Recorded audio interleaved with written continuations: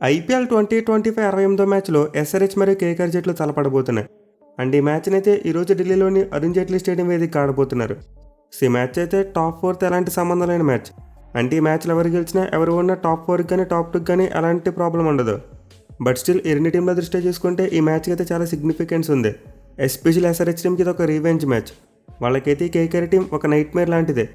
Last year చూసాం SRH టీంని one చేసి కప్పు కొట్టారు. అండ్ ఈ ఆడ చూసుకుని రెండు జట్ల మధ్య ఒక మ్యాచ్ జరిగింది. అండ్ ఆ మ్యాచ్లో ఎస్ఆర్హెచ్ టీం ఘోరంగా ఓడిపోయారు. 80 పరుగులు భారీ ఓటమే. సో దీంతో వీటన్నింటికి సమాధానంగా ఎస్ఆర్హెచ్ టీం ఈ మ్యాచ్లో గెలవాలని చూస్తారు. మెయిల్ వాళ్ళకి అతను 2 మ్యాచ్లు గెలిచి మంచి ఊపు మీద ఉన్నారు. అండ్ ఈ మ్యాచ్ కూడా గెలిస్తే హ్యాట్రిక్ అయి సీజన్ చాలా హై నోట్లో ఫినిష్ చేయొచ్చు. ఇన్ఫ్యాక్ట్ పాయింట్స్ టేబుల్లో కూడా కేకేఆర్ టీం వెనక్కినట్టు ముందుకు వెళ్ళిపోవచ్చు. సో ఎస్ఆర్హెచ్ టీం అయితే ఈ మ్యాచ్ని ఫుల్ రివెంజ్ మోడ్లో ఆడతారు. వేరేస్ కేకేఆర్ టీం విషయానికి వస్తే వాళ్ళకు కూడా ఇది లాస్ట్ మ్యాచే. దీంతో ఆ టీం కూడా ఈ మ్యాచ్లో గెలిచి సీజన్ను హై నోట్లో ఫినిష్ చేయాలని చూస్తారు. పర్టికులర్గా కేకేఆర్ టీంకు ఎస్ఆర్హెచ్ టీం మీద అద్భుతమైన రికార్డు ఉంది. ఇప్పటివరకు రెండు జట్లు మొత్తం 29 మ్యాచ్ల్లో తలపడితే ఎస్ఆర్హెచ్ టీం 9 మ్యాచ్ల్లో మాత్రమే గెలిచారు. వేరేస్ కేకేఆర్ టీం 20 మ్యాచెస్లో గెలిచారు. అంటే ఏకంగా 11 మ్యాచ్ల డిఫరెన్స్ ఉంది. అందులోకి the most important thing recent form. ఈ రెండు జట్ల మధ్య జరిగిన చివరి 5 మ్యాచ్లు కూడా కేకేఆర్ వాళ్ళు గెలిచారు. ఒక్క మ్యాచ్ కూడా ఎస్ఆర్హెచ్ టీం గెలవలేదు. సో దీన్ని బట్టి మనం అర్థం చేసుకోవచ్చు కేకేఆర్ టీం ఎస్ఆర్హెచ్ని ఏ రేంజ్లో డామినేట్ చేస్తుంది అనేది. అయితే ప్రజెంట్ ఈ రెండు జట్ల ఫామ్ చూసుకుంటే మాత్రం ఎస్ఆర్హెచ్ టీంకి అడ్వాంటేజ్ కనిపిస్తుంది. వాళ్ళు వరుసగా 2 మ్యాచ్లు గెలిచి మ్యాచ్లోకి వస్తున్నారు. కానీ కేకేఆర్ టీం చూసుకుంటే మాత్రం ఒక లాంగ్ గ్యాప్ తర్వాత వస్తున్నారు. అండ్ ఆ గ్యాప్ ముందు చూసుకున్న వాళ్ళైతే ఒక మ్యాచ్ ఓడిపోయారు. అండ్ ఒక మ్యాచ్ వర్షం కారణంగా రద్దయింది. సీజన్లో అయితే కేకేఆర్ టీం అంత మంచి ఫామ్లో లేదు. చాలా వరకు ఆటనుకూలుగా పెర్ఫామ్ చేస్తున్నారు. పైగా ఈ మ్యాచ్ చూసుకుంటే ఒక నోటల్ వెన్యూలో జరగబోతుంది. నార్మల్గా ఈ మ్యాచ్ షెడ్యూల్ ప్రకారం చూసుకుంటే ఎస్ఆర్హెచ్ హోమ్ గ్రౌండ్లో జరగాలి. అంటే హైదరాబాద్ వేదికగా జరగాలి. బట్ అక్కడ వెదర్ బాలేదని ఈ మ్యాచ్ని ఢిల్లీకి రీషెడ్యూల్ చేశారు. సో దీంతో రెండు జట్లు ఒక నోటల్ వెన్యూలో తలపడిపోతున్నాయి. బట్ టెక్నికల్గా చూసుకుంటే మాత్రం ఈ మ్యాచ్ వరకు ఈ గ్రౌండ్ ఎస్ఆర్హెచ్ వాళ్ళకి హోమ్ గ్రౌండ్. అంటే టాస్ అప్పుడు కాయిన్ ప్యాట్ కమిన్సే ఫ్లిప్ చేస్తాడు. ఇక ఈ స్టేడియం యొక్క పిచ్ రిపోర్ట్ చూసుకుంటే చాలా వరకు బ్యాటింగ్ ఫ్రెండ్లీ వికెట్. ఆల్రెడీ ఆడది గ్రౌండ్లో భారీ స్కోర్లు చూసాం. మెయిన్లీ గుజరాత్ వాళ్ళు ఒక వికెట్ కూడా కోల్పోకుండా 200 టార్గెట్ని చేసి చేయడం కూడా చూసాం. సో డెఫినెట్లీ స్టేడియంలో ఉండే పిచ్ అయితే చాలా వరకు బ్యాటింగ్ అనుకూలిస్తుంది. అండ్ ఈ మ్యాచ్ కూడా మనమైతే మోస్ట్ లైక్లీ ఒక బ్యాటింగ్ ఫ్రెండ్లీ వికెట్ని ఎక్స్పెక్ట్ చేయవచ్చు. అయితే ఈ గ్రౌండ్లో జరిగిన ప్రీవియస్ మ్యాచెస్తో కంపేర్ చేసుకుంటే గత 2 మ్యాచ్లో పిచ్ సెకండ్ హాఫ్లో బ్యాటింగ్ బాగా ఎక్కువ అనుకూలించడం చూసాం. అంటే నార్మల్గా ఢిల్లీ వికెట్ మ్యాచ్ ప్రోగ్రెస్ అయ్యేకొద్ది కొంతవరకు స్లో అవుద్ది. బట్ గత 2 మ్యాచ్లో మాత్రం బ్యాటింగ్ ఫ్రెండ్లీగానే ఉంది. సో దీంతో మరోసారి మ్యాచ్ ప్రోగ్రెస్ అయ్యేకొద్ది బ్యాటింగ్ ఎక్కువ అనుకూలించి పిచ్ని అయితే మనం చూడొచ్చు. ఇక గ్రౌండ్ యొక్క స్టాట్స్ విషయానికి వస్తే ఇప్పటివరకు మొత్తం 95 ఐపీఎల్ మ్యాచెస్ జరిగాయి. అండ్ 95 మ్యాచ్లో ఫస్ట్ బ్యాటింగ్ చేసిన టీం 45 మ్యాచ్లు గెలిస్తే చేజింగ్ చేసిన టీమ్స్ 49 మ్యాచ్లో గెలిచాయి. అలాగే గ్రౌండ్లో ఫస్ట్ ఇన్నింగ్స్ యావరేజ్ స్కోర్ 168 రన్స్గా ఉంది. సో క్లియర్లీ స్టాట్స్ పడి చూసుకుంటే ఒక నోటల్ వెన్యూలోనే కనిపిస్తుంది. టాస్ అనేది అంత ఇంపార్టెంట్ ఫ్యాక్టర్ అయితే కాదు. బట్ స్టిల్ గత 2 మ్యాచ్లో మాత్రం చేజింగ్ చేసిన టీమ్స్కి పిచ్ బాగా అనుకూలించింది. ఈవెందో సిఎస్కే వర్సెస్ ఆర్ఆర్ మ్యాచ్లో కొంతవరకు టర్న్ చూసినప్పటికీ అది మరీ అంత ఎక్కువగా లేదు. సో దీంతో మోస్ట్ లైక్లీ టాస్ గెలిచిన కెప్టెన్ ముందుగా ఫీల్డింగే తీసుకుంటారు. ఇక గ్రౌండ్లో రెండు జట్లకి రికార్డ్ చూసుకుంటే నోటల్ వెన్యూ కాబట్టి ఎక్కువసార్లు తలపడలేదు. కేవలం ఒక్కసారి మాత్రమే ప్రీవియస్కి రెండు జట్లు ఈ గ్రౌండ్లో తలపడ్డాయి. అది కూడా 2016 సంవత్సరంలో జరిగిన ఎలిమినేటర్ మ్యాచ్లో. సో ఆ మ్యాచ్లో అయితే ఎస్ఆర్హెచ్ టీం కేకేఆర్ టీం ఓడించారు. అండ్ దాని క్వాలిఫైర్ 2లో చూసుకుంటే గుజరాత్ లయన్స్ ఓడించి ఫైనల్కి వెళ్ళి కప్ కూడా కొట్టారు. ఇన్ఫాక్ట్ ఆ క్వాలిఫైర్ 2 కూడా ఇదే గ్రౌండ్లో ఆడారు. సో ఎస్ఆర్హెచ్ టీంకి అయితే గ్రౌండ్లో చాలా మంచి మెమరీస్ ఉన్నాయి. ఇన్ఫాక్ట్ ఓవరాల్గా 12 మ్యాచ్లు ఆడితే 8 గెలిచారు, 4 మ్యాచ్లు మాత్రం ఓడిపోయారు. వేరేస్ కేకేఆర్ టీం చూసుకుంటే ఈ గ్రౌండ్లో 12 మ్యాచ్లు ఆడితే 6 గెలిచి 6 ఓడిపోయారు. సో సంవట్ ఈ గ్రౌండ్ అయితే ఎస్ఆర్హెచ్ టీంకి చాలా అచ్చొచ్చిన గ్రౌండ్ అని చెప్పుకోవచ్చు. బట్ నేను ముందు చెప్పుకున్నట్టే కేకేఆర్కి అగెనిస్ట్గా చూసుకుంటే వాళ్ళకి అస్సలు మంచి రికార్డ్ లేదు.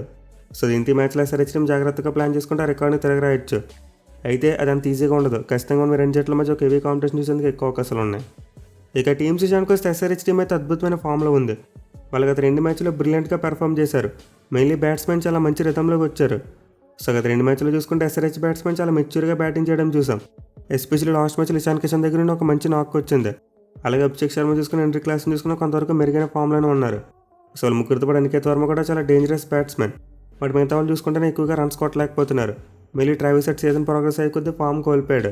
అలాగే నితీష్ కుమార్ రెడ్డి చూసుకుని అభినవ్ మనోహర్ చూసుకుని స్ట్రగుల్ అవుతున్నారు. సో ముగ్గురు కూడా ఈ మ్యాచ్లో బాగా పెర్ఫామ్ చేస్తే ఎస్ఆర్హెచ్ టీంకి గెలిచే అవకాశాలు చాలా ఎక్కువగా పెరిగిపోతాయి. మెయిన్లీ అభిషేక్ శర్మ మరియు క్లాసన్ ఇద్దరికి సరైన సపోర్ట్ ఇస్తే చాలు, వాళ్ళే చూసుకుంటారు. ఇక బౌలింగ్లో చూసుకున్న ఎస్ఆర్హెచ్ బౌలర్స్ చాలా మంచిగా పెర్ఫామ్ చేస్తున్నారు. మెయిన్లీ గత 3 మ్యాచ్లో ఆ కలెక్టివ్ ఎఫర్ట్ చూసాం. సో ప్యాట్ కమిన్స్ అయితే సీజన్ చాలా పూర్గా స్టార్ట్ చేశాడు.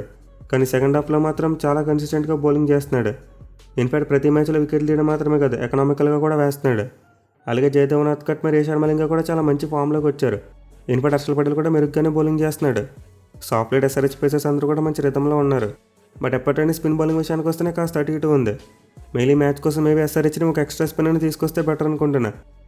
అభినవ్ మనోహర్ లాంటి బ్యాట్స్మెన్ డ్రాప్ చేసి మళ్ళీ తిరిగి చేసి రన్స్ తెచ్చుకోవడమో లేకపోతే ఎవరైనా స్పిన్ ఆల్రౌండర్ ఆడించుకోవడమో చేస్తే బాగుంటుంది.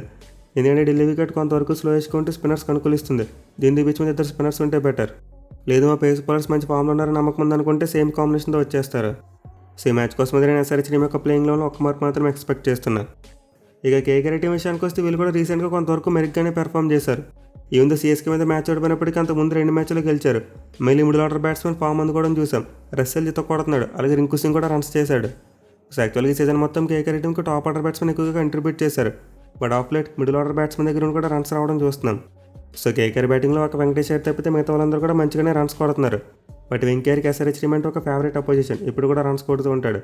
ఇన్ఫాక్ట్ ఎస్ఆర్హెచ్ బ్యాటింగ్ ఉద్దేశిస్తూ కొన్ని కామెంట్స్ కూడా చేశాడు. సో దీంతో ఈ మ్యాచ్లో తను ఎలా పెర్ఫామ్ చేస్తాడనేది చాలా ఇంట్రెస్టింగ్ ఉండబోతుంది. ఇక బౌలింగ్ విషయానికి వస్తే మరోసారి కేకేఆర్ టీంకి వాళ్ళ స్పిన్నర్స్ చాలా కీలకంగా మారుతారు. మళ్ళీ మ్యాచ్ అడివే పిచ్ వాళ్ళ స్పిన్నర్స్కు కొంతవరకు సూట్ అవుతుంది. బట్ 8 రన్ జట్లు చివరిగా మ్యాచ్ అయినప్పుడు వాళ్ళ పేస్ బాల్స్ కూడా డామినేట్ చేయడం చూసాం. మళ్ళీ వైభవ్ చాలా మంచి స్పెల్ వేశాడు, అలాగే చిత్రాన్ని కూడా వికెట్లు తీసుకున్నాడు. సో ఓవరాల్గా చూసుకుంటే కేకేఆర్ బౌలింగ్ కూడా బాగానే ఉంది. బట్ 2 జట్లకి డిఫరెన్స్ ఏంటంటే కేకేఆర్ స్పిన్ హెవీ, వేరే ఎస్ఆర్హెచ్ టీం చూసుకుంటే పేస్ హెవీ బౌలింగ్. దీంతో 2 జట్ల మధ్య కాంపిటీషన్ అనేది చాలా స్పెషల్గా ఉండబోతుంది. ఇక కేకేఆర్ టీం యొక్క ప్లేయింగ్ లెవెన్ చూసుకుంటే వాళ్ళైతే పెద్దగా మార్పులు చేయకపోవచ్చు. ఓన్లీ థర్డ్ పేసర్ విషయంలో ఏమైనా మార్పు చేయొచ్చు. అంటే హెన్రిక్ నోక్లే అయితే స్పెన్సర్ జాన్సన్, ఇద్దరిలో ఒకరికి ఛాన్స్ తగ్గచ్చు. ఇక ఈ మ్యాచ్లో ప్లేయర్ బ్యాటిల్స్ విషయానికి వస్తే most of the battles power ప్లేలో ఉండబోతున్నాయి. ఎస్పెషల్ ఎస్ఆర్హెచ్ ఓపెనర్స్ ఎప్పుడైతే తొందరగా అవుట్ అయిపోతున్నారో ఆ టీం స్ట్రగుల్ అవుతుంది.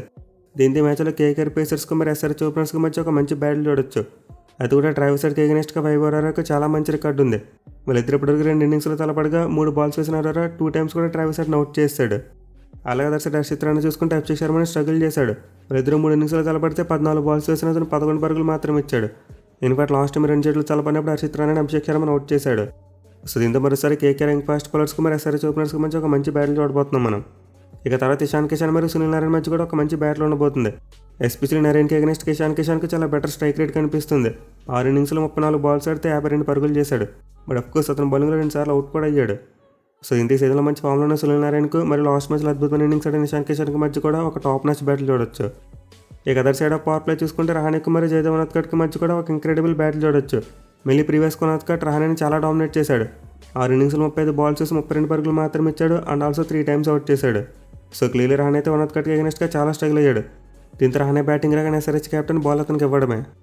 ఇక చివరిగా డెత్ ఓవర్స్లో రస్సెల్ మరియు హర్షల్ పటేల్ వీళ్ళిద్దరి మధ్య కూడా ఒక టాప్ మ్యాచ్ బ్యాటిల్ చూడొచ్చు. మళ్ళీ ప్రీవియస్ హర్షల్ పటేల్ రస్సెల్ని డామినేట్ చేశాడు. 5 ఇన్నింగ్స్లో 2 టైమ్స్ అవుట్ చేశాడు. అది కూడా యావరేజ్ మరియు స్ట్రైక్ రేట్ చాలా తక్కువగా ఉన్నాయి. అలాగే హెన్రిక్ క్లాసెన్ మరియు వరుణ్ చక్రవర్తి మధ్య కూడా ఒక మంచి బ్యాటిల్ అయితే మనం చూడొచ్చు. సో లాస్ట్ మ్యాచ్లో ఆర్సీబీ స్పిన్నర్స్కి అగెనెస్ట్గా ఎస్ఆర్హెచ్ బ్యాట్స్మెన్ చాలా అద్భుతంగా బ్యాటింగ్ చేశారు. దీంతో ఈ మ్యాచ్లో కూడా అదే కంటిన్యూ చేస్తే నరేన్ మరియు వరుణ్ చక్రవర్తిని బాగా ఆడితే ఈజీగా మ్యాచ్ గెలిచే అవకాశాలు ఉంటాయి. అదర్వైజ్ మరోసారి మనం కేకేఆర్ డామినేషనే చూడొచ్చు. చూడాలి మరి ఈ 2 జట్లు ఏ టీం తమ సీజన్ హై నోట్లో ఫినిష్ చేస్తారనేది.